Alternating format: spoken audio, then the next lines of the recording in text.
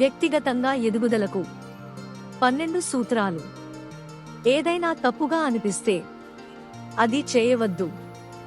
ఏమి చెప్పాలనుకున్నా సూటిగా చెప్పేయండి. అందరికీ నవ్వులు పంచాలి, కానీ ఎదుటి వారికి చులకన అయ్యే వరకు కాదు. మీలో ఉన్న నైపుణ్యాన్ని పూర్తిగా నమ్మండి. మీ గురించి మీరు తక్కువ చేసుకుని మాట్లాడవద్దు. మీ కల ఏదైనా సాధించే వరకు వదలవద్దు.